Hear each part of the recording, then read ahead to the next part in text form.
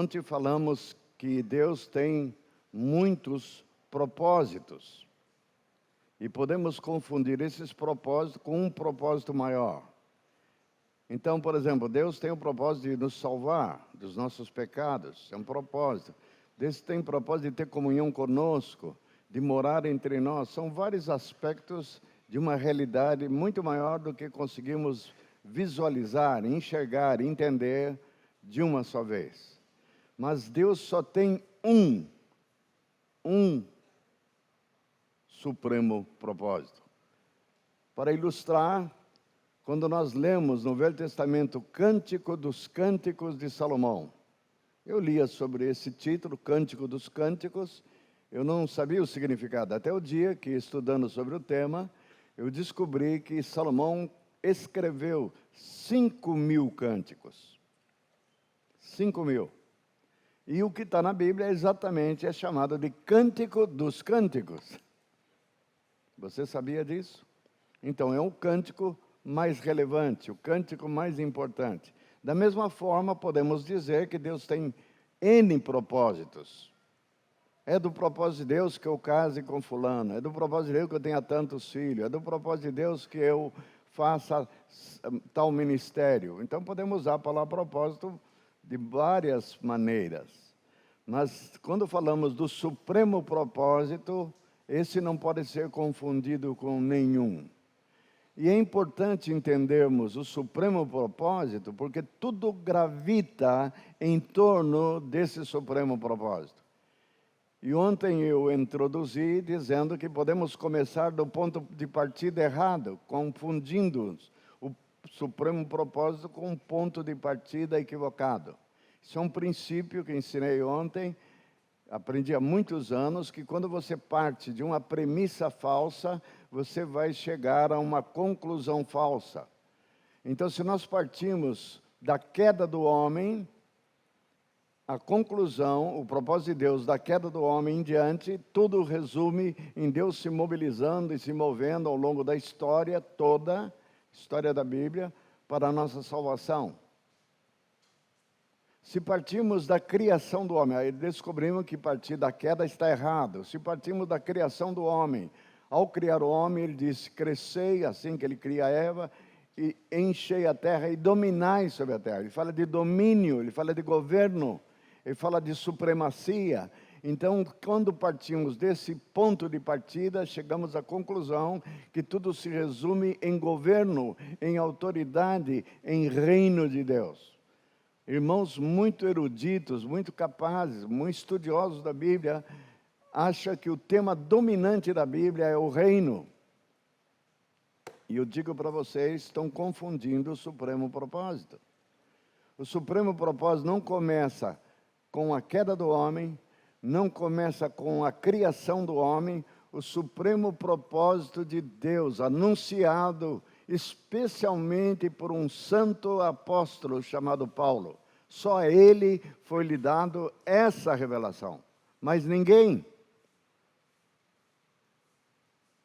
Esse apóstolo teve a revelação maior. Ele aprendeu diretamente com Jesus. Os outros passaram 3 anos e meio com Jesus, enquanto ele estava vivendo entre nós.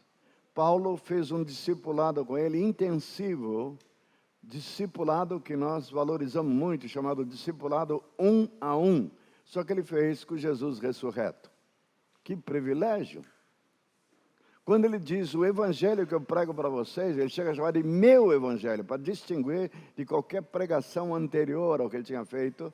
Eu achava ele pretensioso, achava ele arrogante ao dizer isso, o meu evangelho. Que história é essa, Paulo? Por que ele falava isso? Ele disse, não aprendi de homem algum. Então, de quem você aprendeu? Ele aprendeu, nada mais, nada menos, diretamente de Jesus. Ele passou com Jesus 3 anos e meio também. Só ele fazia um discipulado com Jesus ressuscitado dentre os mortos. A Bíblia registra que ele se converteu no caminho de Damasco e Jesus apareceu para ele. Pensamos equivocadamente, por não lermos mais a Escritura e não aprofundarmos, de que esse Jesus só apareceu uma vez para Paulo na conversão dele. Estão enganados. Ele apareceu inúmeras vezes ao longo de todo o seu ministério, mas especificamente quando ele disse que foi para o deserto da Arábia. E lá ele ficou 3 anos no deserto da Arábia. Fazendo o que no deserto da Arábia? Discipulado, direto com Jesus. Ele fez todas as perguntas e Jesus ia trazendo revelação e pós-revelação. E uma dessas revelações foi sobre o supremo propósito de Deus.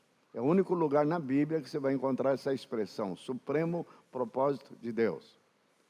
Em que consiste esse supremo propósito? Ontem eu deixei ele ainda inacabado. Vou concluir o que eu introduzi ontem.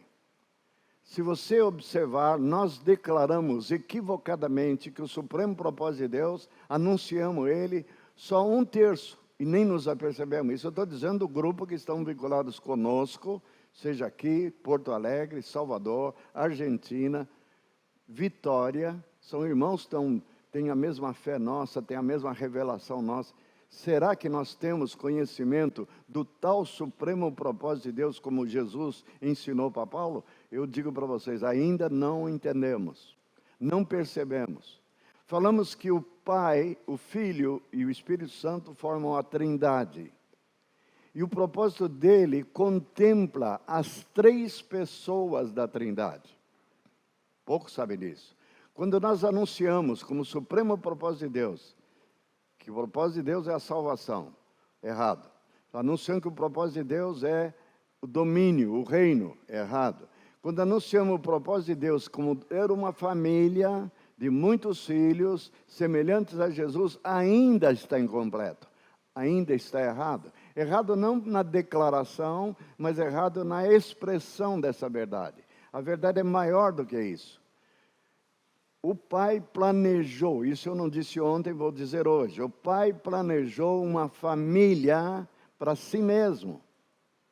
O Pai que quer ter, não é o Filho e nem o Espírito Santo, é o Pai.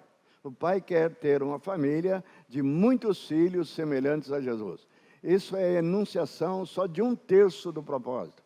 O Pai não é egoísta, então ele não só quis fazer uma família para si mesmo, mas ele decidiu contemplar o seu filho, pelo qual ele ia,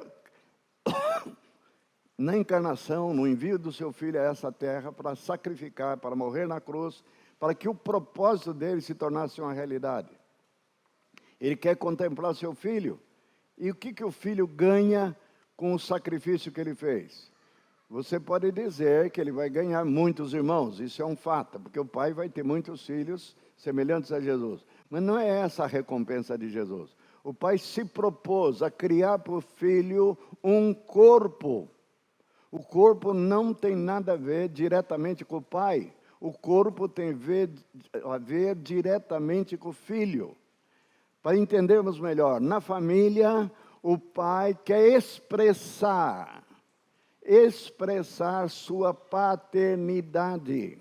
Nós temos que ter a mesma natureza, o mesmo DNA de Deus. Vocês entendem o que é DNA? DNA transmite as características de quem foi nossos pais. A cor dos olhos, cor da pele, cor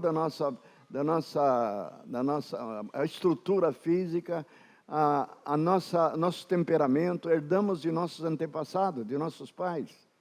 Então, quando Deus é pai, é literalmente, ele não faz de conta que é pai. Ele vai gerar-nos, e ao ponto, o apóstolo Pedro entendeu isso, que ele diz, nós somos coparticipantes da natureza de Deus.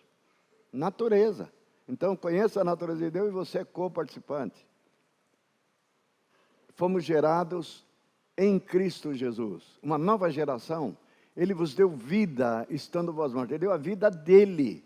Não é a vida dele no sentido só de morrer na cruz para quitar nosso pecado, mas ele nos gera. E hoje tem um dia expressivo para entender isso. Essa geração de vida acontece porque ele ressuscitou dentre os mortos. A ressurreição tem tudo a ver. Mas a Jesus, ele contempla Jesus com um corpo, do qual nós fazemos parte. Aqui na família do Pai, nós somos filhos. No corpo de Cristo, nós não somos filhos. Nem irmãos. O que nós somos? Irmão é na família. O que nós somos? membros. Somos membros do corpo de Cristo. Para Jesus expressar duas coisas que é da natureza dele, da essência dele. O Pai expressa a sua paternidade e mais uma característica que o Pai expressa na família. Ele tem vários atributos, mas dois que ele quer expressar na família: paternidade e seu amor. Jesus, ao anunciar o porquê ele tinha encarnado, ele disse: porque o Deus amou o mundo. Quando aparece na Bíblia a palavra Deus, está se referindo especificamente à pessoa do Pai. Não que Jesus não seja Deus, não que o Espírito Santo não seja Deus, mas a Bíblia distingue, para que não haja confusão entre nós. Quando se refere ao Pai, chama ele de Deus. Quando se refere ao Filho, chama ele de Senhor, não que o Pai não é Senhor. E quando se refere ao Espírito Santo, chama ele de Espírito Santo. Então ele faz uma família para ele expressar sua paternidade e expressar seu amor. Deus amou o mundo de tal maneira que deu seu Filho. É o Pai que dá o Filho para o mundo, para expressar o seu amor. Aí o Filho vai expressar algo através do corpo. O que ele vai expressar? Duas coisas também. Essencialmente, só duas coisas. Muito vitais, muito importantes. Ele vai expressar, primeira coisa que ele vai expressar no corpo. O corpo passa a existir porque ele lhes deu vida, a vida dele. Aquele que comer da minha carne e beber do meu sangue vai receber a minha vida. Não morrerá jamais, e se ainda que morra, está falando fisicamente, eu ressuscitarei naquele dia. Então, vida está associado ao corpo. Mas não só vida. Diz que quando Deus forma o corpo, que somos nós, somos o corpo, membros uns dos outros, mas Jesus tem um papel relevante nesse corpo. O que ele é no corpo? O coração, o pé, o braço? Não, ele é o cabeça do corpo. Você quer saber a importância e relevância da cabeça? Corta ela para ver se você continua existindo. Desaparece. Você pode cortar um braço, pode cortar o segundo braço, pode cortar uma perna, pode tirar um rim, pode tirar um pedaço do fígado. Quem conhece medicina, o fígado pode cortar e ele cresce de novo. Pode tirar órgãos do seu corpo, exceto, obviamente, o coração. Tem 2 pulmões, tem gente vivendo com um pulmão só. Então você pode ir sendo mutilado e assim mesmo você continua vivendo. Mas jamais pode cortar a cabeça. Então quando diz que Jesus é o cabeça do corpo, está mostrando sua ascendência sobre todos nós. Mostrando, a cabeça fala de direção, fala de governo. Então Jesus veio para dar para o corpo vida e veio para dar direção, dar governo, autoridade. Ele é autoridade. Mas ficou faltando a terceira pessoa da Trindade. O que é a terceira pessoa da Trindade? O Espírito Santo de Deus. O que o Pai se propôs a criar na eternidade passada, antes da criação do mundo? O que ele se propôs a fazer com respeito ao Espírito Santo? Uma casa. Declaração do Pedro. Pedro entendeu isso de uma forma linda, citei ontem, que nós somos pedras vivas para a habitação de Deus no Espírito. Então, a casa que está sendo criada é para a habitação de Deus no Espírito. E o que o Espírito Santo faz nessa casa? O que ele quer fazer nessa casa? Por que essa casa está sendo criada? A própria declaração já diz, de Pedro diz, habitar. Ele quer morar. Ontem declarei, volto a repetir, porque é importante, Deus não mora conosco, é mais do que isso. Ele morava conosco no Velho Testamento, morava com Israel, morava no templo. Hoje o templo de Israel não existe mais, ele não mora mais lá. Ele criou uma casa para ele habitar, e a casa de Deus, diz lá em Hebreus, somos nós. Nós somos a casa. Censurei um cântico aqui, venha encher esse lugar. Esse lugar que ele quer encher não tem nada a ver com essas 4 paredes. Ainda que você construa uma catedral linda de cristal, como tem tantas por aí no mundo, Deus não mora lá. Esse é um ensino totalmente equivocado, errado, chamar um lugar de reunião dos irmãos de casa do Senhor. Lá nunca foi e não é casa do Senhor. Já vi, eu fui criado numa denominação desde pequeno, escrito assim: silêncio, casa de oração. Silêncio, casa do Senhor. Não é a casa do Senhor.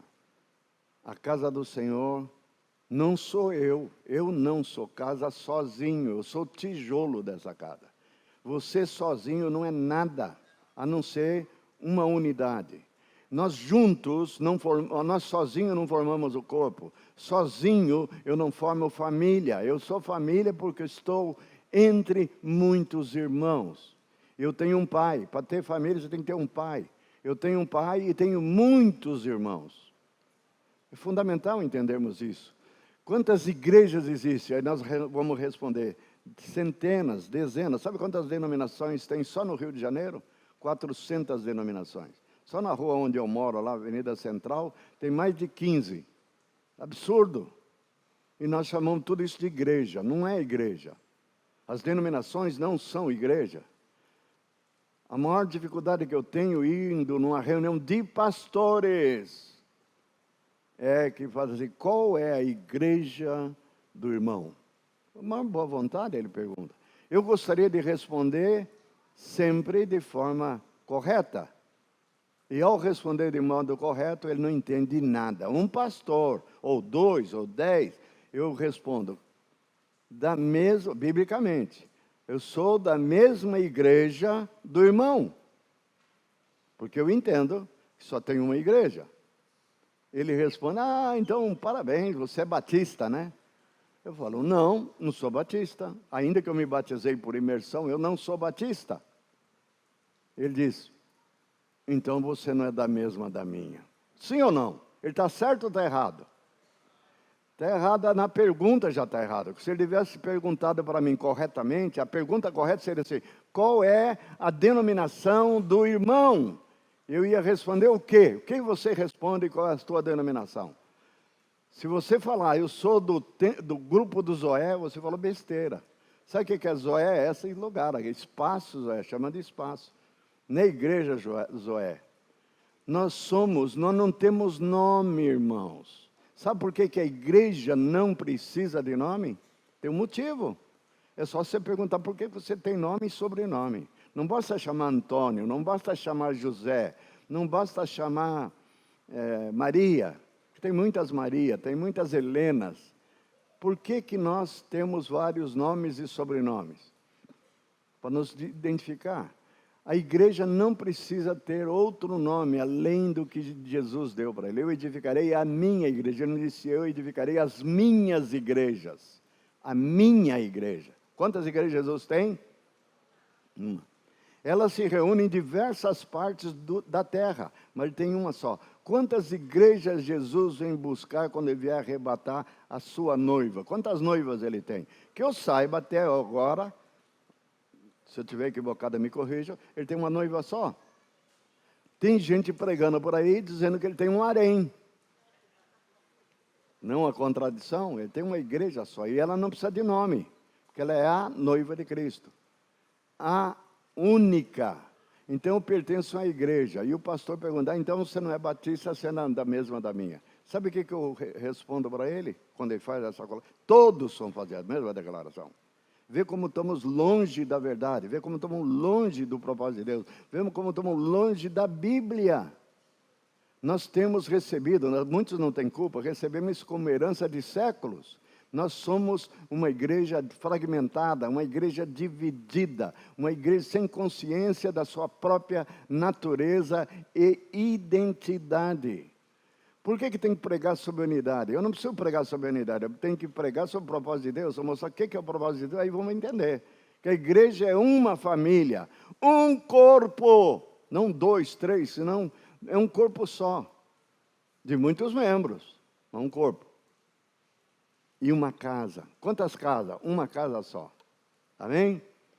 Então, a família tem a ver com o pai, para expressar sua paternidade e seu amor. O filho tem um corpo para ele expressar também. Ele quer expressar de si mesmo.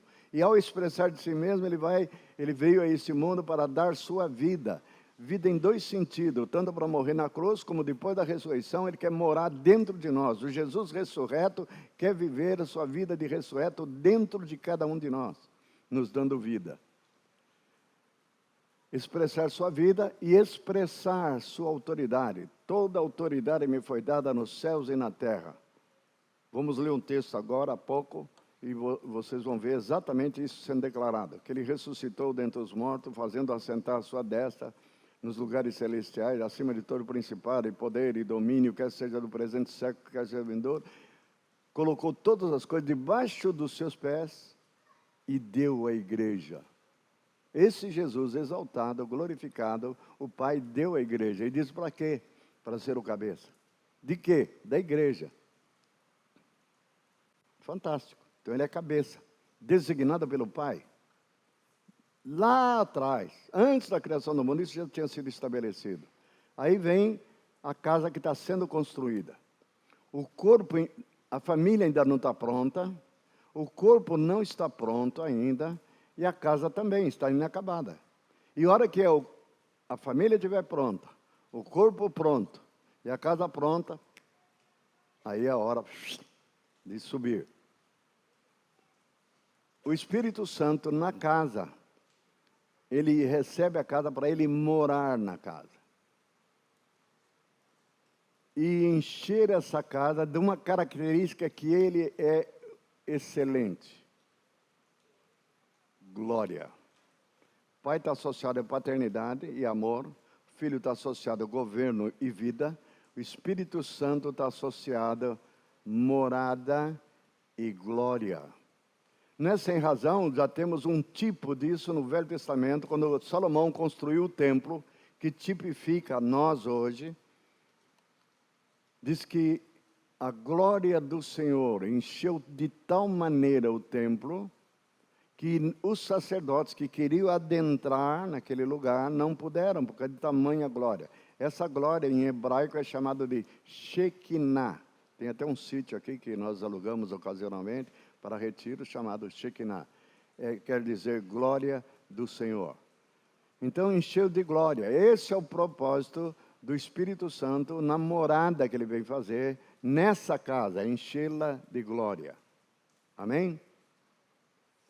Então, o propósito de Deus, se você quer enunciar o propósito de Deus, você tem que enunciar dessa maneira. Uma família para o Pai, um corpo para o Filho e uma casa para o Espírito Santo. Aí você fechou. E explicar que relação o Pai tem com essa família, que relação o Filho tem com o seu corpo e que relação tem com a casa. A importância de Jesus nos três é vital. É impossível de realizar sem Jesus. Na família, é revelado por Paulo, que ele é o primogênito. Ele foi o primeiro filho, que depois dele gera um monte de irmãos, e ele se torna, deixa de ter esse título de Jesus primogênito, ou melhor, unigênito, ele já perdeu.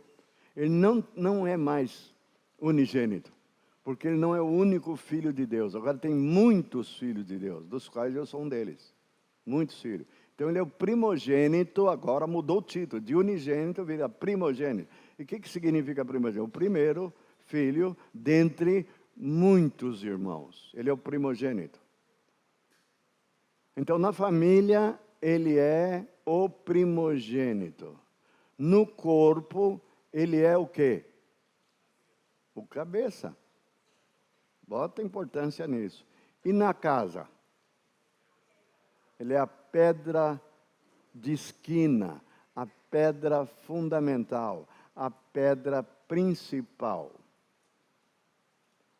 Sem Jesus, como primogênito da família, não teria família. Sem Jesus, como cabeça do corpo, não teria corpo.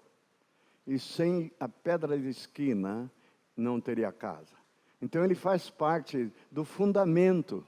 Essa família é criada, gerada, tendo Jesus como fundamento. O corpo é gerado e criado tendo Jesus como cabeça, como fundamento. Por isso que fala, nele fundamentados, alicerçados em amor. Alicerce é o fundamento. E finalmente, nós equivocadamente lemos uma apostilinha qualquer e dizemos que estamos fundamentando os irmãos. E quando ele memoriza e sabe de cor todos os textos, sabe falar sobre aqueles princípios que são enunciados ali, falamos que nós fundamentamos ele. Será? Você só está fundamentando alguém se você fundamenta em Cristo. Paulo falou, eu sofro até agora as dores de parto, como a mãe, enquanto não levar o homem a ser perfeito em Cristo. Isso é fundamentar. Fundamentar é formar Cristo em alguém. Se você não está formando Cristo em alguém, você não está fundamentando. A minha luta como pastor, como mestre na igreja, é fundamentar. Eu fui chamado para fundamentar a vida dos irmãos. E fico triste, muitas vezes, quando eu vejo irmãos 5 anos, 10 anos de caminhada, e vejo ele tropeçando, e tropeçando tanto quanto tropeçava 10 anos atrás. Então, é uma coisa errada. Ele não está bem fundamentado, ele não está manifestando a perfeição que se espera em Cristo. Tem irmãos que estão entre nós há 20 anos e falam palavrão, tem uma coisa errada com esse fundamento, sim ou não? Totalmente errado. Tem irmão que ainda briga com a mulher, alguns até batem na mulher. Isso eu estou falando de alguém entre nós aqui, graças a Deus não, pelo menos eu não sei. Mas tem mulher entre nós que está batendo no marido. Ao contrário, o feminismo é tão violento, tem mulher que há 15 dias atrás bateu no marido. E não bateu pouco, não. Jogou o telefone dele do segundo andar, pegou um óculos, pisou em cima. Irmão, isso é sério ou não é sério? Sério ou não é sério? Muito sério. Nós temos que se perguntar se é irmão mesmo, se está no corpo mesmo, se é família de Deus. E bateu no marido. Bateu muito. A sorte que o marido é bem dócil. Eu não sei se eu suportaria isso. Beth nunca tentou bater em mim. E ela tem um bom motivo para não fazê-lo. Não é só porque eu sou um ex-boxeador, mas ela conhece o marido que tem. Não faria isso. Não faça isso, mulheres. Por favor. Não diga, então você quer fazer? Pode fazer. Mas não diga que você é filho de Deus. Não diga que você representa Jesus. Amém? Maridos, amai vossas mulheres como Cristo amou a igreja. Se você vive brigando, socando, humilhando a sua mulher, você também é questionável a declaração de sua fé, de ser um seguidor de Jesus. Você está, pelo contrário, traindo aquilo que você declara com sua boca. Amados, o que Deus se propôs a fazer antes da criação do mundo está escrito no capítulo 1 de Efésios, eu faço questão de ler, porque nesse final do capítulo 1 tem algo tremendo que eu quero explorar na mensagem de hoje. Vai falar da ressurreição.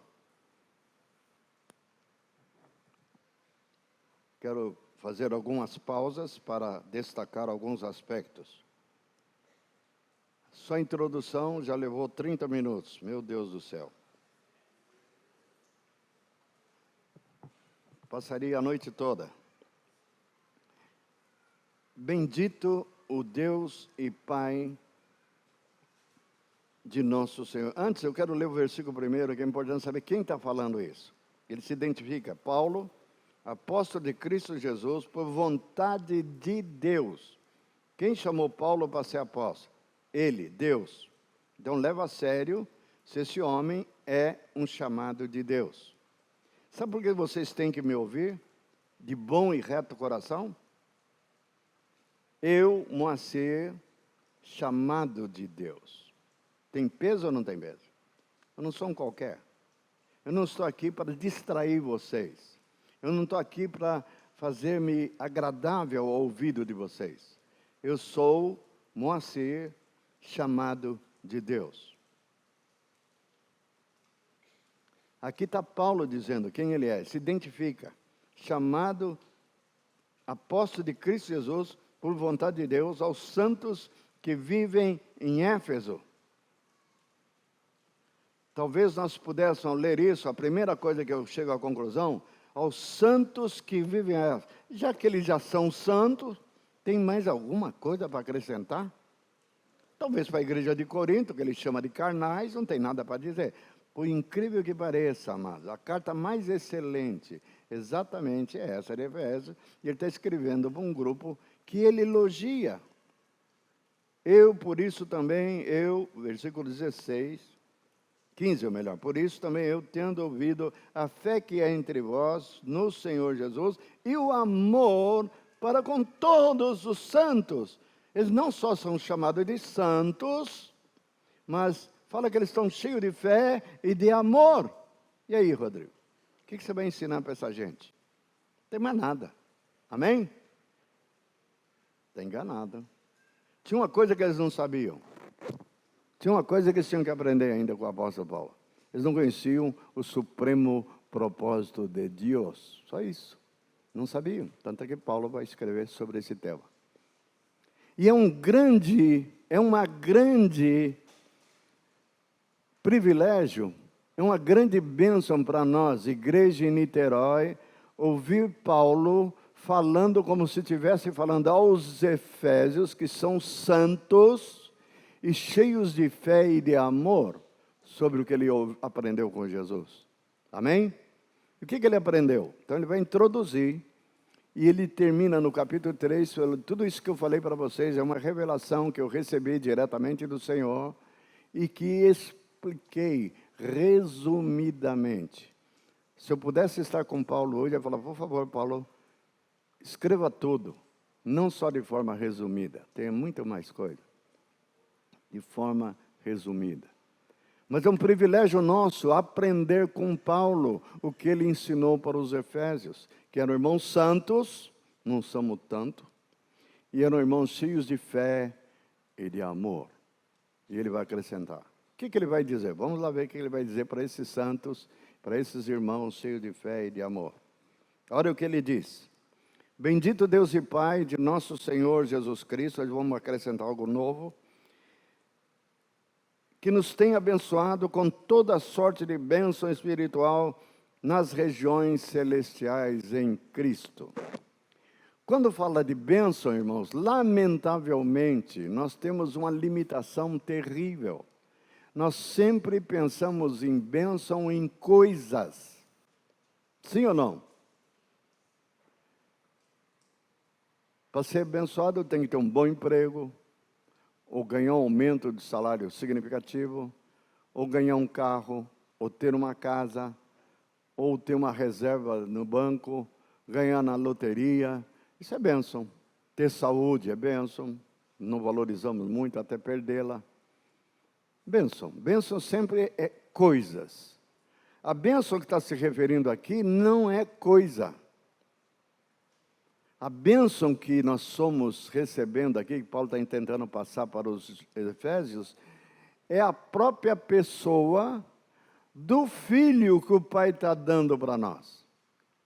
Ele está introduzindo que nós já recebemos. Por que eu já recebi? Toda sorte de bênção, toda. É importante vocês entenderem uma preposição que Paulo usa muito, em.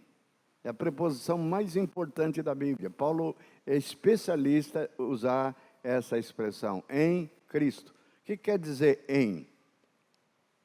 Se você não sabe o que é em, não vou soltar aqui, né? Porque eu não vou conseguir pegar. Em é dentro de.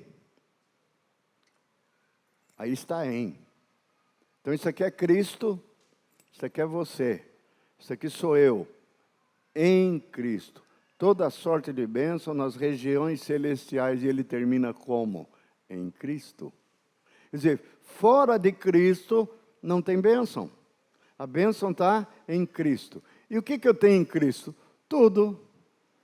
Tudo. Perceberam? Tudo, inclusive coisas. A saúde está nisso. Que ele levou sobre si nossos pecados, inclusive as nossas enfermidades. Em Cristo.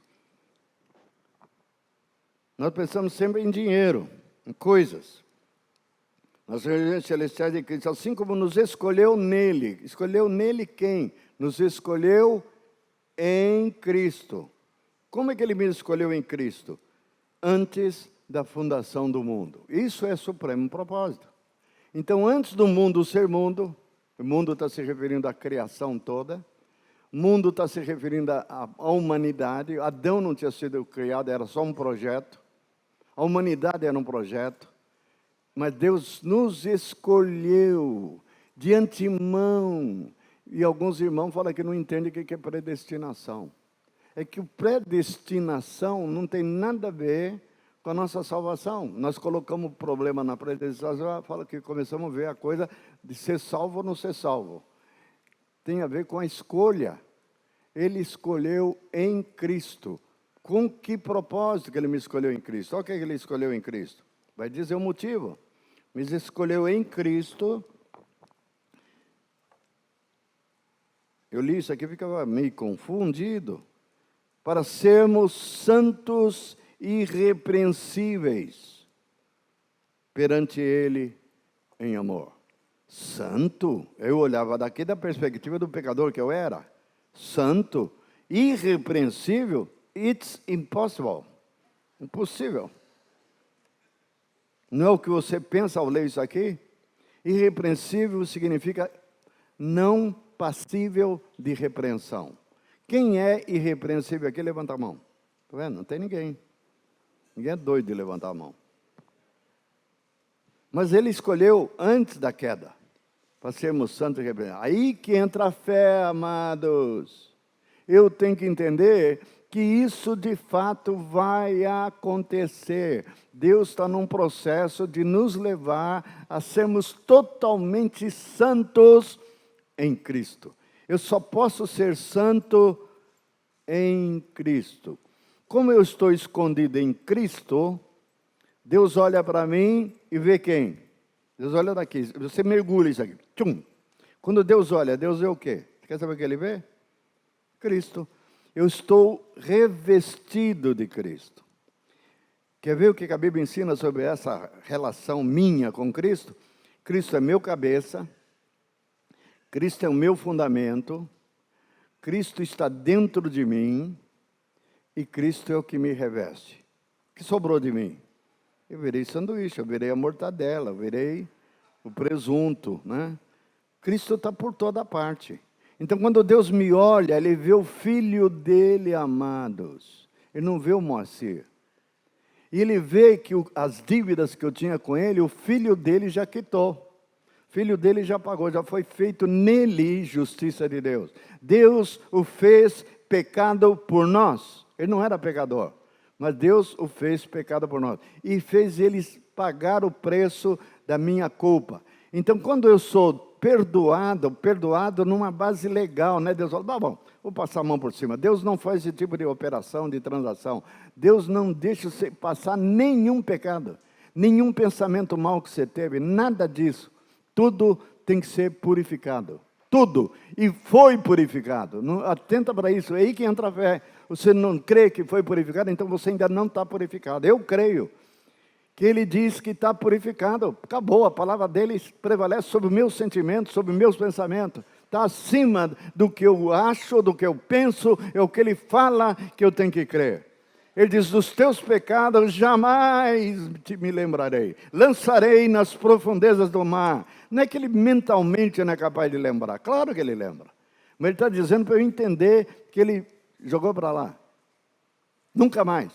Ele não vai lá pescar de novo. Vamos ver o que o Pedro Halp fez semana passada, mês passado. Não, eu cometi muitos pecados ao longo da minha vida, mas eu nem devo trazer a lembrança. Sabe quem traz a lembrança? Se você não sabe, é bom você saber. É o chifrudo miserável. Você está dando uma de santo aí? Eu lembro bem, ele vai me citar pecado de 10 anos atrás, 15 anos atrás, 20 anos atrás, 40 anos atrás. Davi tinha essa percepção. Ele, na oração dele, diz, Deus, não me imputes, não leve em conta os pecados, plural, da minha mocidade. Ele devia ter 60 anos, 70 anos, sei lá, mas ele está lembrando pecados da mocidade. Quando fala do diabo, diz que ele é acusador de nossos irmãos. acusa diante de Deus de dia e de noite, um infeliz. Ele não só acusa diante de Deus, ele acusa na minha consciência. E eu não devo alimentar isso. A culpa já foi removida. Paulo, escrevendo graciosamente, inspirado pelo Espírito Santo, Romanos 8:1 diz: agora, pois, já não há nenhuma condenação para os que estão em Cristo. Olha a preposição. Os que estão em Cristo Jesus. Já não há nenhuma. Então, estou já santificado. Por quê? Porque eu estou em Cristo.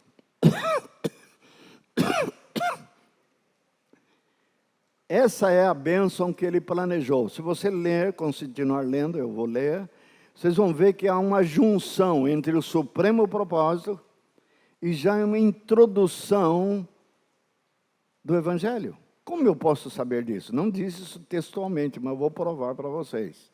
Que o Evangelho foi planejado antes da criação do mundo. Está aqui, ó, nesse capítulo 1.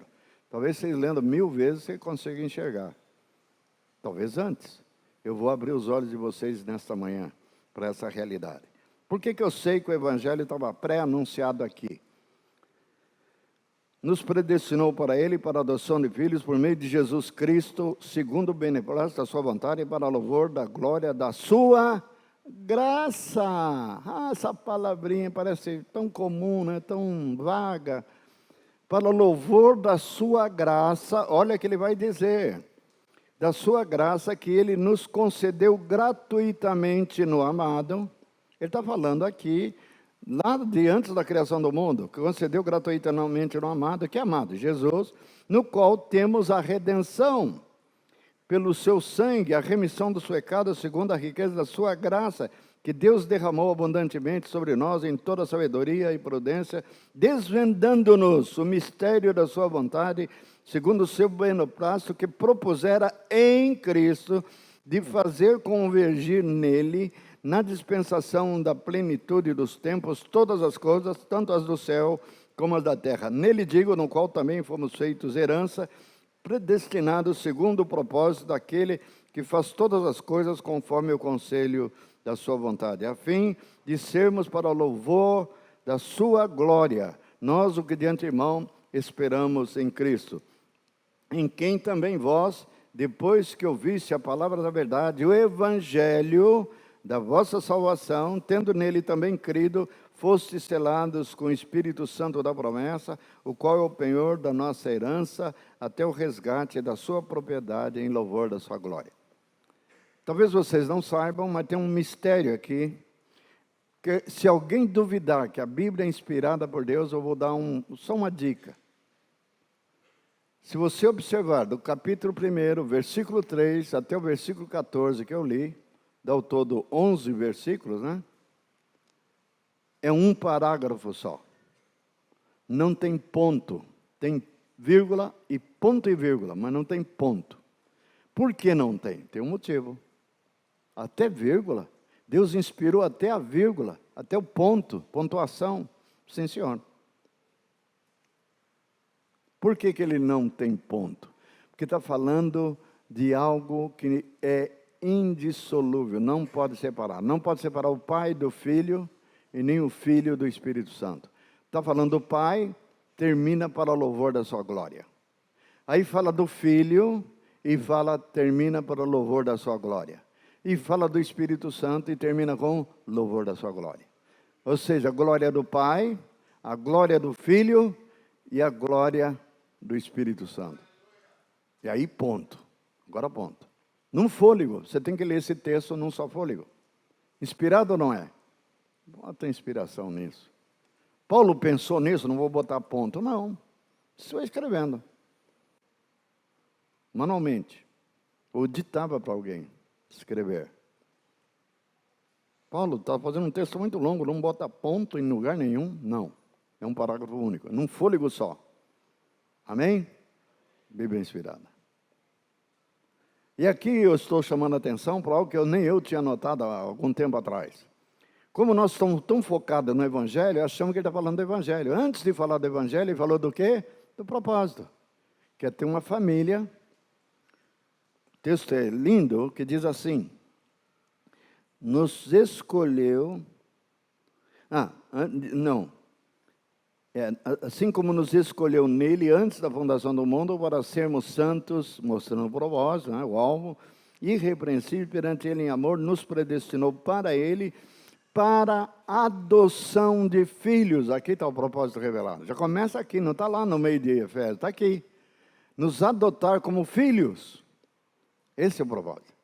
Só que para ele ter filhos adotivos, ele não queria um filho qualquer, ele queria gerar esses filhos. E gerar através de Jesus. Nós nos tornamos filho dele através de Jesus. Temos que ter a vida de Jesus em nós.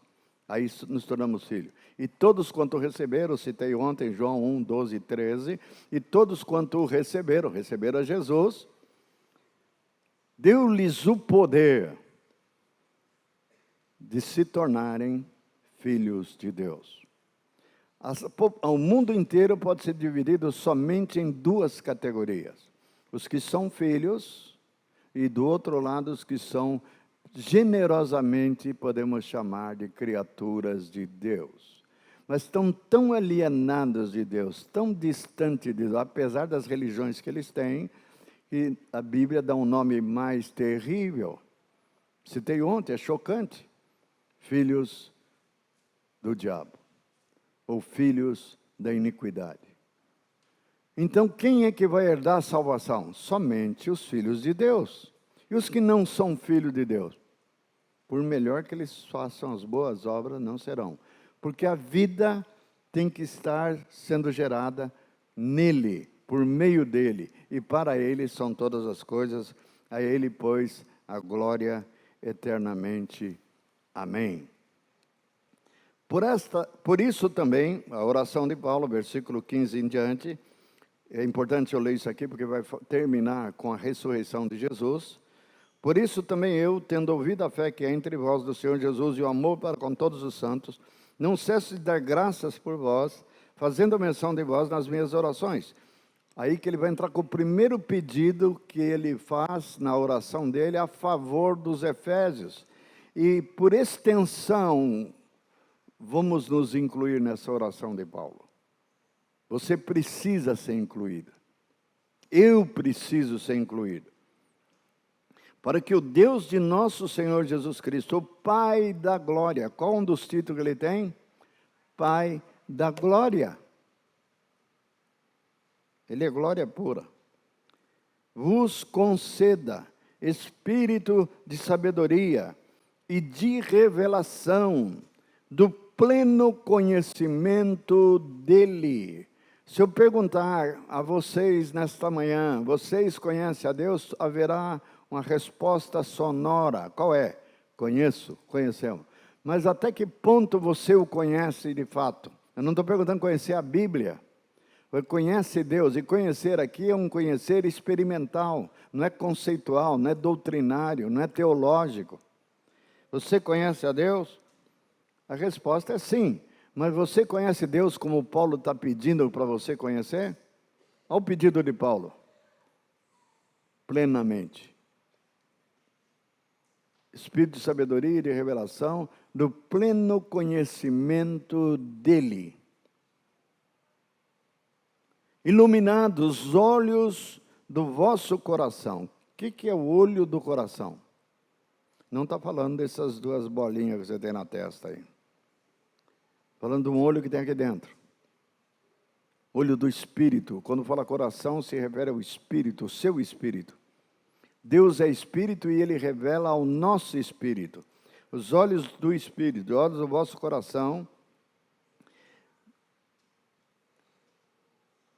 para saberdes qual é a esperança do seu chamamento. Eu fui chamado, está escrito lá logo na introdução, para ser filho. Qual a riqueza da glória da sua herança no santo? Qual a glória que o Senhor terá por nos receber como seus filhos? E qual a suprema grandeza? Eu quero me concentrar nessa parte final. Qual a suprema grandeza do seu poder para com os que cremos, segundo a eficácia da força do seu poder? No original, vocês não conhecem grego, deveriam estudar um pouquinho, vai ajudar. Nesse versículo, aparece a palavra poder 4 vezes. Primeiro, numa redundância, suprema grandeza. Se é supremo, já é o máximo. Se é grandeza, também é o máximo. Suprema grandeza. Não havia palavras na língua grega para falar de um poder que é transcendente à própria língua. Não dá para descrever. Suprema grandeza do seu poder para com os que cremos, segundo a eficácia da força do seu poder. A palavra eficaz é poder. A palavra força é poder. A palavra última é poder também. Então, e suprema grandeza do seu poder. 4 vezes aparece a palavra poder. E usando termos gregos diferentes. Todas com poder. Ele repete. Agora, que poder é esse? Ele quer que nós conheçamos esse poder. Não é conhecer teoricamente, mas conhecer experimentalmente. Nós vamos fazer um exercício hoje de manhã sobre isso. Amém? Nós temos esse poder já dentro de nós. Talvez você não saiba disso, mas você tem. É isso que ele está tentando ensinar para os Efésios. Tem que abrir os olhos do coração para enxergar. Aí ele diz assim, aí ele vai demonstrar como esse poder, quando esse poder foi usado. Nós pensamos que o máximo do poder de Deus foi quando ele criou o cosmos. E é um poder tremendo, sem dúvida. Paulo escrevendo em Romanos 1, capítulo 1, ele diz isso, que os atributos invisíveis de Deus claramente se reconhecem pelas coisas que foram criadas. E seu eterno poder, ele tem um poder eterno. Ele não só criou, como ele sustenta o universo, pela palavra do seu poder. Mas aqui vai destacar o poder usado de uma forma totalmente nova, diferente e misteriosa, um pouco mística. E nós podemos ler isso aqui sem visão, sem revelação, e achar que não é grande coisa, não. Por exemplo, quando que vocês acham que é grande coisa ele ter ressuscitado a Jesus? Sabe por que não nos surpreende Jesus ter sido ressuscitado? Sabe por que não nos surpreende? Qual a resposta vocês dariam? Por que não ficamos surpresos? Porque ele ressuscitou muitos antes. Quantos ressuscitaram? Só que tem uma coisa nova aqui, que eu já ministrei sobre isso, e se nós não atentarmos a um pequeno detalhe, no que a ressurreição de Jesus é diferente das demais ressurreições. É isso que é o poder que está sendo usado. Quando Paulo escrevendo sobre isso, ele entendeu, ele teve a revelação que Deus tem muitos inimigos, Jesus tem muitos inimigos, e o último inimigo a ser vencido é o quê? A morte.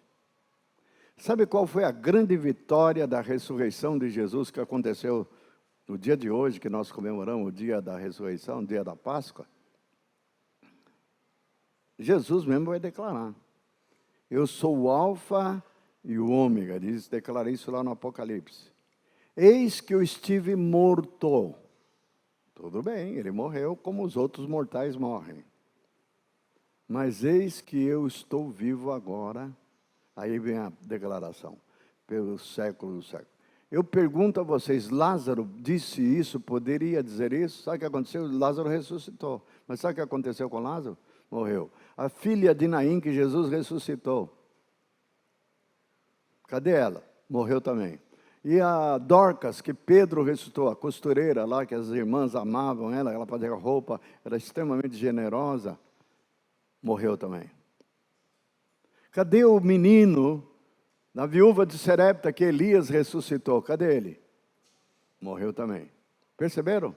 Mesmo ressuscitando dentre os mortos, a morte ainda tinha domínio sobre os ressuscitados. Essa é a diferença. Ou seja, a morte, apesar de terem ressuscitado, a morte não foi vencida na vida dele, a não ser por um curto espaço de tempo. Ganharam uma vida, alguns anos de vida a mais. E ponto final. Jesus tinha que ser uma ressurreição totalmente diferente. Ele tinha que sair do Hades e vencer a morte forever. Por isso que eu gosto muito dessa palavra. Para sempre. eis que estou vivo pelos séculos dos séculos. E essa é a minha garantia, essa é a minha esperança, que se aconteceu com ele, pode acontecer comigo. Não é só ressuscitar, não quero só ressuscitar, eu quero ressuscitar para sempre. É só isso, essa é a diferença. E é essa coisa que Paulo está tentando chamar nossa atenção. Que esse poder que Deus tem, que Ele manifestou na ressurreição do Filho dele, nós temos que conhecê-lo e experimentá-lo, porque esse poder é colocado à disposição da igreja para que Ele use, para que Ele manifeste. Fantástico. Note bem, Deus liberou esse poder e Ele diz aqui, como é que eu sei disso? Está escrito, vamos ficar no que está escrito. Ele disse assim, sem óculos não leio nada.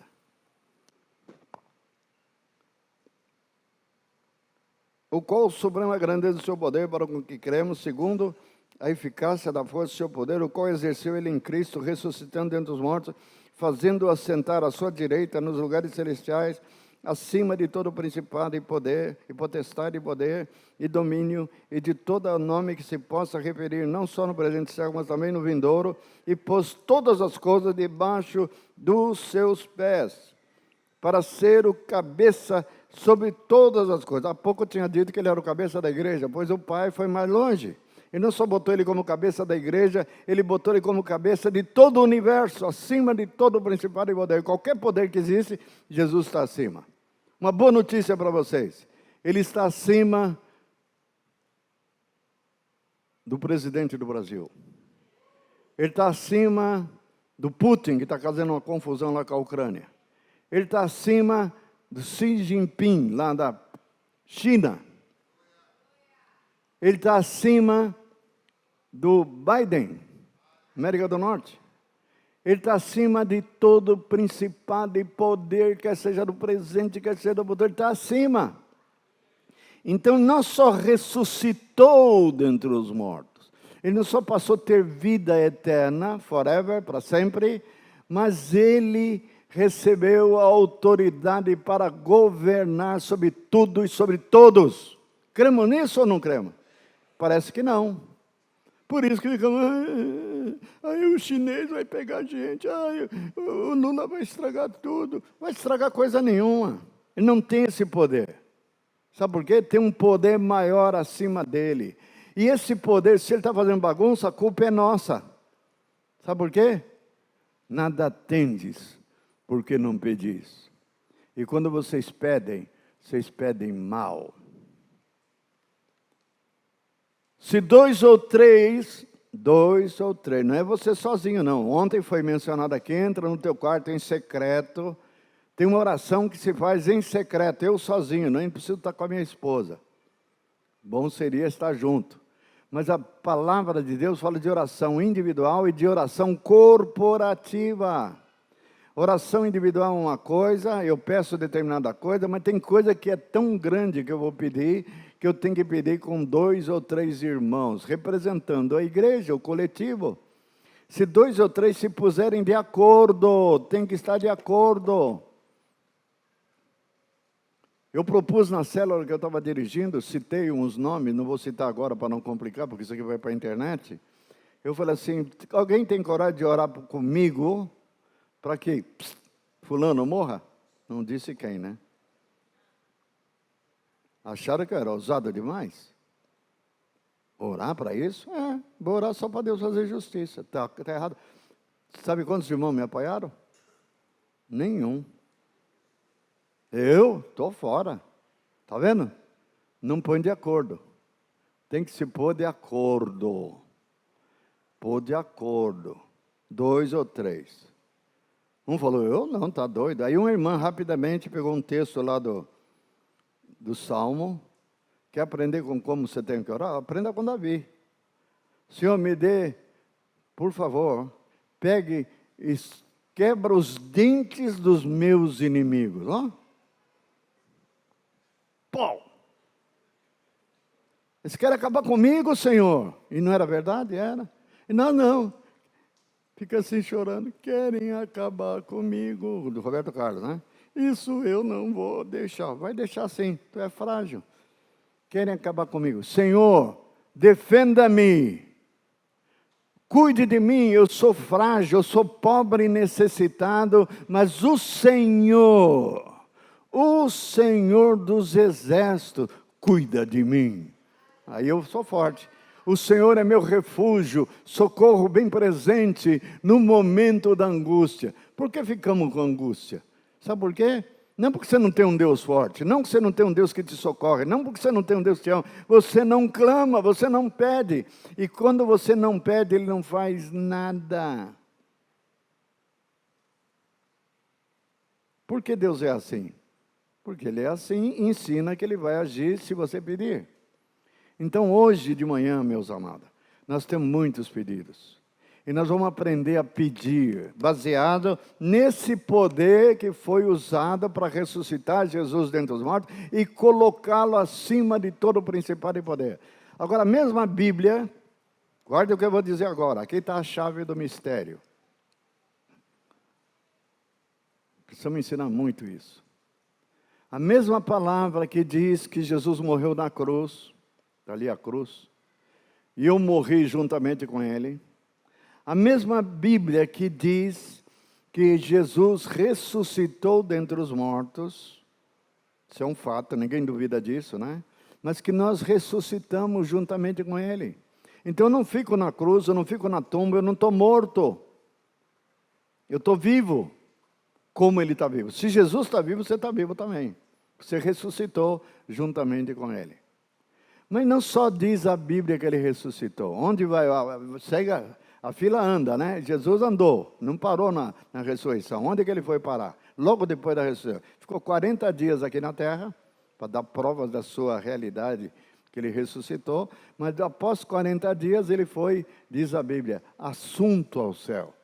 Ele subiu ao céu, na presença dos seus discípulos. Não só subiu ao céu, diz que o Pai, ao chegar no céu, depois de muitos aplausos e comemorações, eis o Rei da Glória, Ele é chamado de Rei da Glória. O Pai diz, assenta-te à minha direita, até que eu ponha todos os teus inimigos. Os inimigos não acabaram, mas a vitória dele na cruz é para derrotar todos os inimigos. Assenta-te aqui, até que eu ponha teus inimigos por estrado dos seus pés. Só que a Bíblia, que diz que eu morri com Jesus, que eu ressuscitei com Jesus, continua me ligando à pessoa de Jesus. E Jesus subiu, onde eu fui? Ele subiu e eu fiquei. Aí está o problema. Jesus subiu e diz que eu subi juntamente com Ele. Está em Efésios capítulo 2, versículo 6. Juntamente com Ele, nos fez assentar nas regiões celestiais em Cristo Jesus. Se Ele está sentado no trono, usa só a lógica, usa o bom senso. Se Ele está sentado num lugar que o Pai diz que os inimigos, tem ainda inimigos, dele e nosso, por estrado dos pés, deu autoridade para Ele pisar nesses inimigos, vencer esses inimigos. Ele já sujeitou esses inimigos a essa autoridade, a esse poder. Pede-me, Jesus, pede, meu filho, eu te darei as nações por herança. Se Ele disse isso para o filho, Ele está dizendo para quem mais? Quem mais, Rodrigo?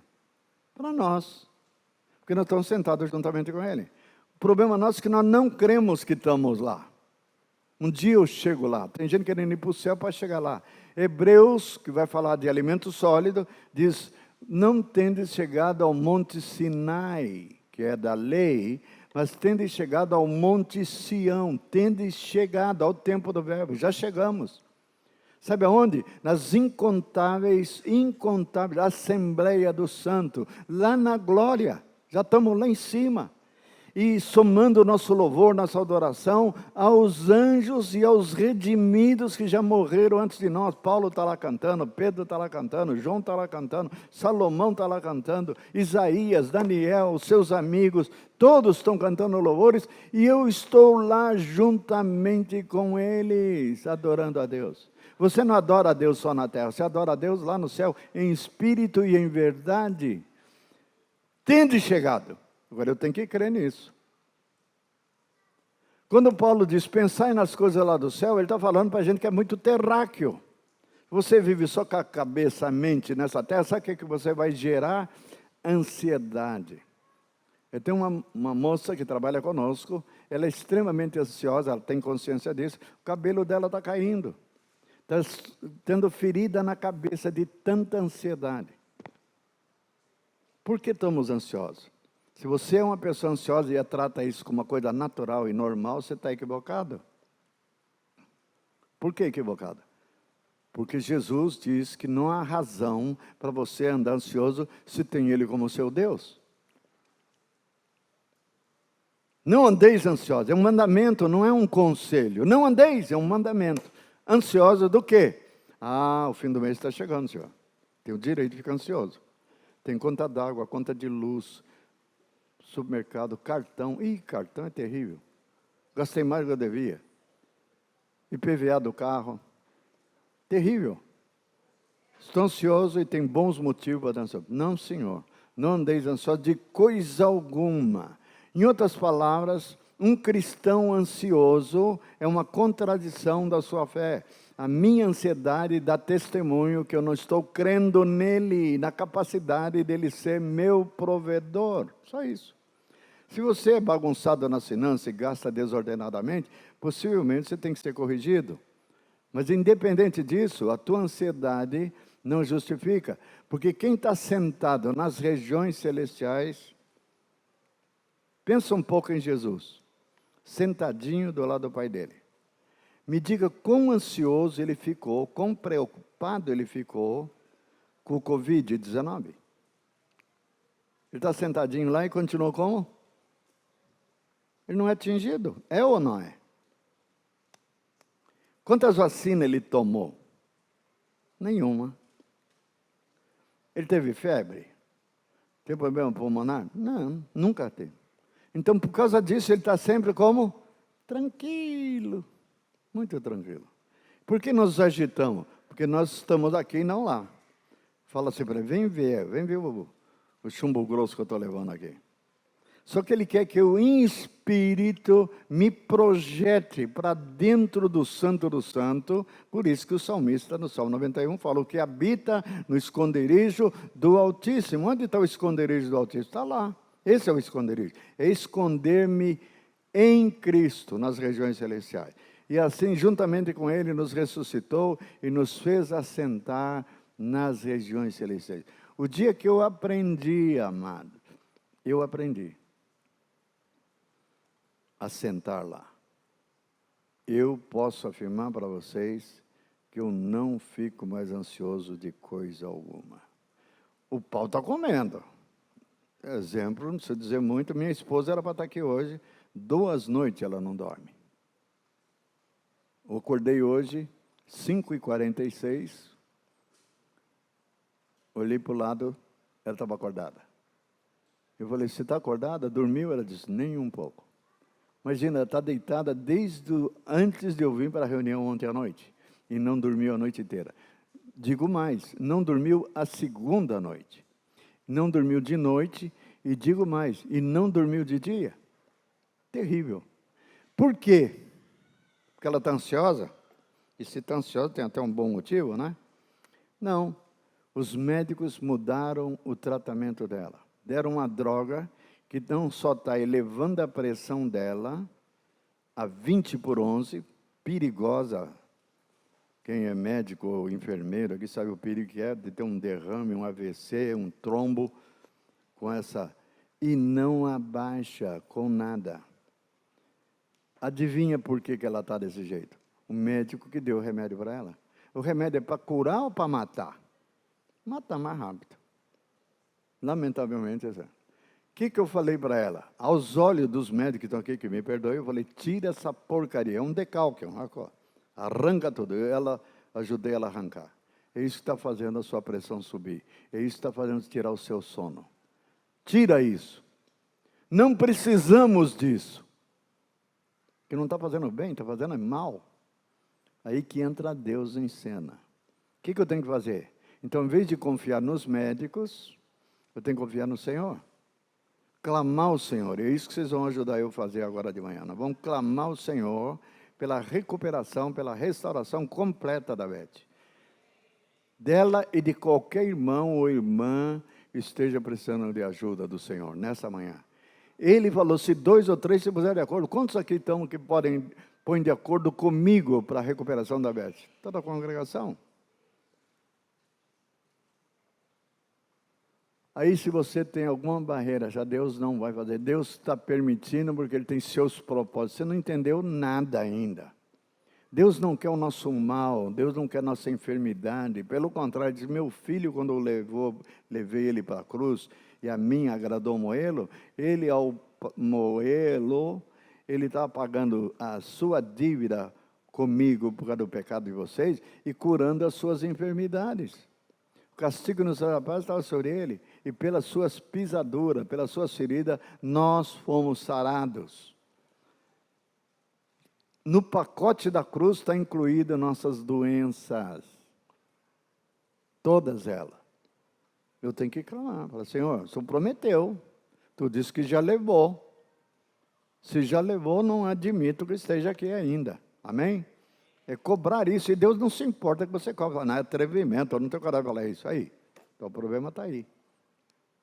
Eu tenho que ter coragem de pedir, de exigir.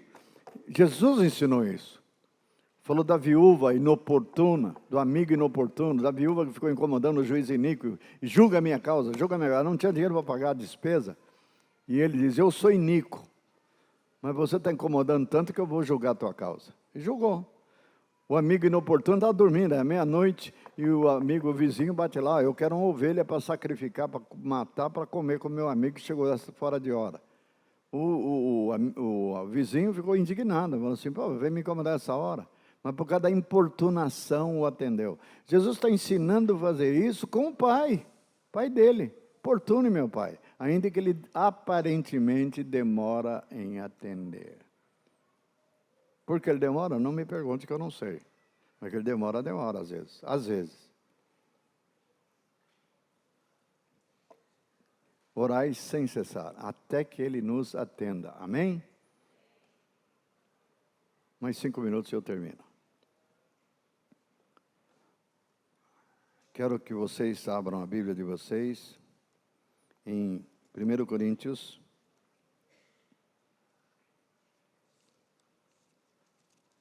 capítulo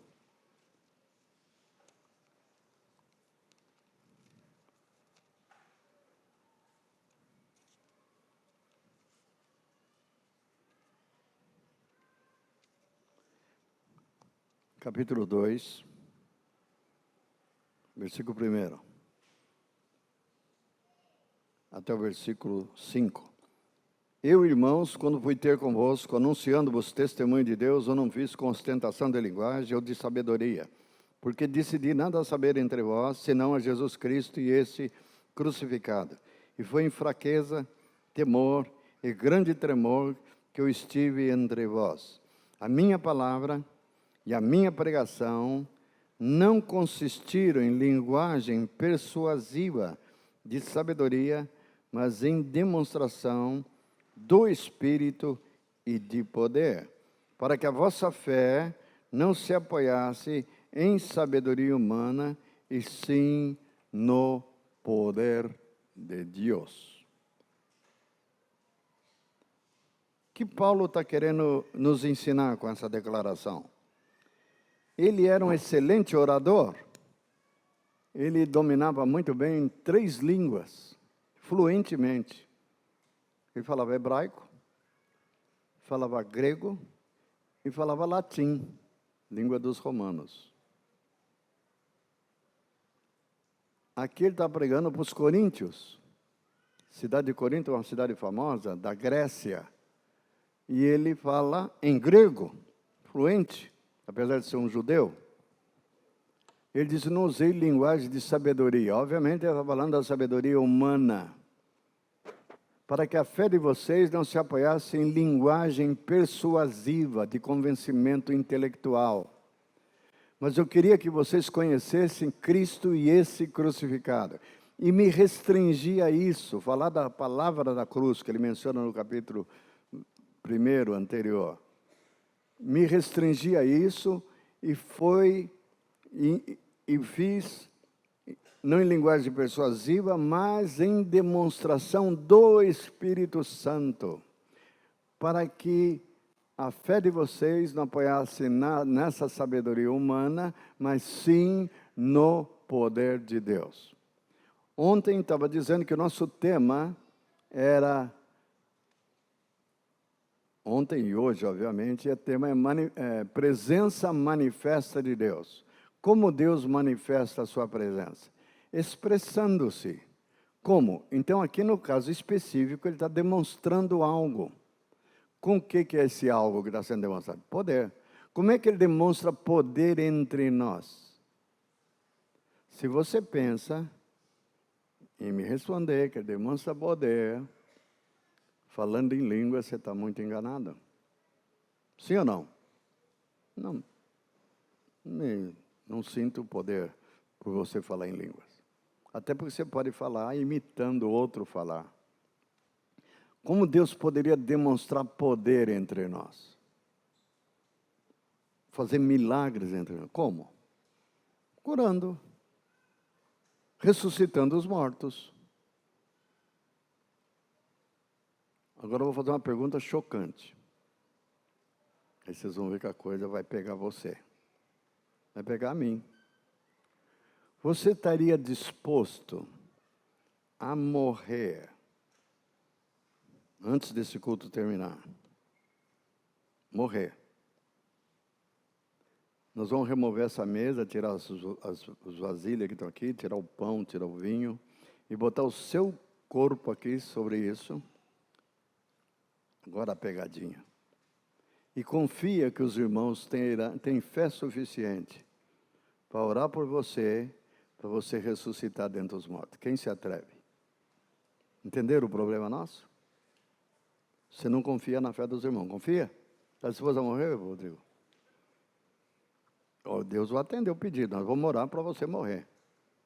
E os irmãos vão te ressuscitar. É ruim, hein? Está disposta? Está disposta, querida? Não. Sou muito jovem. Está disposto, Pedro?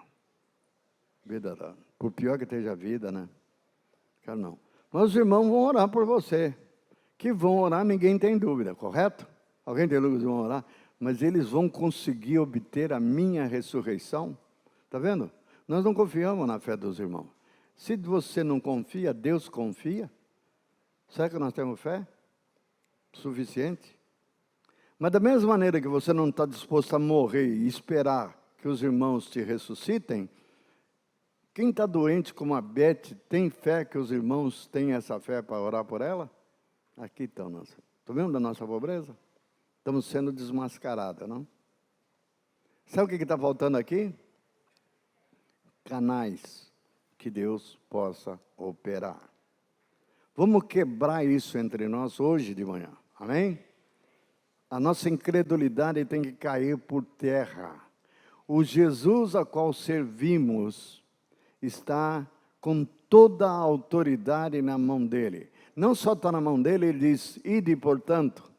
Ide portanto significa um conectivo de ligação que diz, eu recebi poder, eu recebi autoridade no céu, na terra e debaixo da terra, e eu estou mandando vocês na mesma autoridade, com o mesmo poder, com a mesma, então, vão e façam, em meu nome. Ele não mandou orar pelos enfermos, nós mudamos a ordem dele para a oração. Ainda que devemos orar quando a pessoa não está presente, hoje nós vamos orar pela Beth. Mas se a Beth está aqui, ele não manda orar pela Beth. Sabe o que ele manda fazer? Vocês não sabem? Ele manda curai. Cura, você ordena a cura e não intercede pela cura. Oh, Senhor, tem misericórdia dessa irmãzinha que está sofrendo, faz alguma coisa por ela. Isso é oração. Podemos orar por alguém que não está presente. Mas a ordem é, em meu nome expelirão um demônio. Ide nas aldeias, de 2 em 2, curai, está no imperativo, os enfermos. Ressuscitai os mortos. Expeli demônios. Ponto final. Quem? Todos eles. Até o Judas está no meio dessa banda aí. Foram lá. E fizeram. Acreditaram na palavra de Jesus e acreditaram que eles estavam investidos de poder. E eles oravam, punham as mãos e falavam, em nome de Jesus, tal coisa. E a coisa acontecia. Então está faltando essa coragem, esse arrojo. Como é que eu sei que está faltando? Um irmão, não vou citar o nome dele, ele falou assim, eu acho que eu tenho coragem de orar, ou de ordenar para esse defunto levantar. Mas ele chegou lá, irmão, atenção, vamos ressuscitar esse defunto aqui. Ele não fez isso, não teve coragem. Ele chegou bem devagarzinho, baixinho, chegou no ouvido do defunto e falou, em nome de Jesus, levanta. Claro, o defunto nem... continuou gelado, paradinho. Ele falou de novo, você não me ouviu não, hein? O defunto, se pudesse falar, ia falar, claro, eu não vou ouvir, estou morto. Né? Aí ele, levanta, rapaz. De novo, levanta. E ele não levantou. Aí eu falei, como é que foi a sua experiência? Como terminou? Eu terminou da seguinte maneira. Eu me convenci que eu ainda estou pronto para ressuscitar ninguém. Eu não consigo ressuscitar ninguém. Aqui está o problema. Quem disse que era para ele ressuscitar? É Jesus que ressuscita, não é ele. O problema é que nós confiamos muito em nós mesmos. Não queremos ser envergonhados. É Jesus. Pedro disse isso ao paralítico da porta de Formosa. Não fomos nós que te curamos, mas é Jesus de Nazaré. Em nome dele que você recebeu a cura. É Jesus de Nazaré que cura ontem, hoje e eternamente. Amém? Então vamos nos lançar nessa fé e levantar daqui. Quero fazer uma declaração profética. Vocês já receberam o dom do Espírito Santo.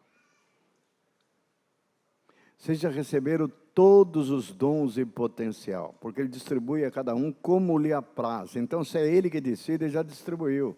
Então, temos na congregação dom de língua, dom de interpretação de língua, temos dom de palavra de conhecimento, já temos dom de profecia, já temos dons de cura. O problema é que quem recebeu o dom de cura nunca usou e nem sabe que tem. Aí está o problema. Sabe quando você vai descobrir que tem o dom de curar os enfermos?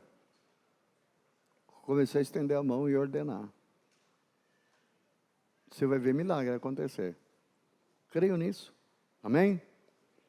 Se você olhar para você, para o vaso diz, mas eu não mereço, quem sou eu? É o vaso falando. Mas infeliz, barro todo mundo é. Não sou melhor que você, sou barro também. Mas é o tesouro que está aqui dentro. Ora, aquele que é poderoso para fazer infinitamente mais do que tudo quanto pedimos ou pensamos, segundo o seu poder que opera em nós, que opera através de nós. O poder já está aqui dentro. Eu tenho que acreditar que ele está e que eu posso liberá-lo. Só isso. Amém? Se você tem convicção que está em Cristo, então você já tem esse poder. Você já foi exaltado à destra da majestade. Você está sentado e tem a obrigação de governar juntamente com Ele e pisar nos inimigos. Por acaso uma enfermidade não é um inimigo? Bota. Um demônio não é um inimigo? Uma pessoa que é alcoólatra, não tem algo escravizando aí, você não tem autoridade sobre isso para libertar essa pessoa? O Espírito Santo veio sobre mim, me ungiu para proclamar libertação aos cativos. Será que é só Jesus que foi ungido ou nós também fomos ungidos? Eu fui ungido, diga comigo.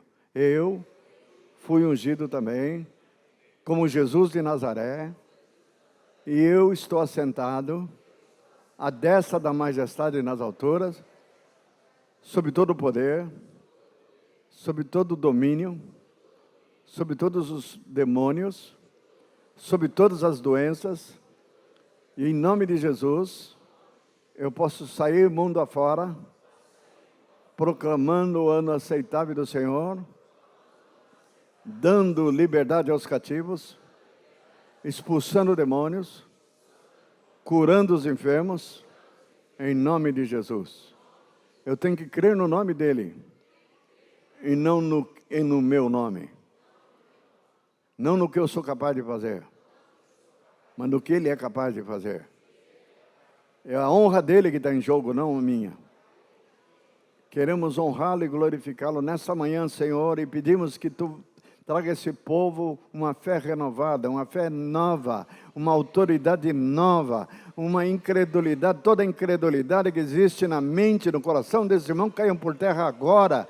E que nós hoje saiamos daqui investidos dessa autoridade e começamos a fazer sinais e prodígios, como Paulo fazia. Paulo tinha tanta segurança que ele diz: eu decidi nada saber entre vós, a não ser Cristo crucificado. E depois de anunciar Cristo como alguém crucificado, ele dizia: eu fiz demonstração de espírito e de poder para que a fé deles se apoiasse no que estavam vendo e não no que estavam ouvindo. Então, que nós sejamos produtores de provas, de demonstrações, para que os que vendo as coisas acontecerem entre nós, creiam que Jesus é o mesmo ontem, hoje e eternamente.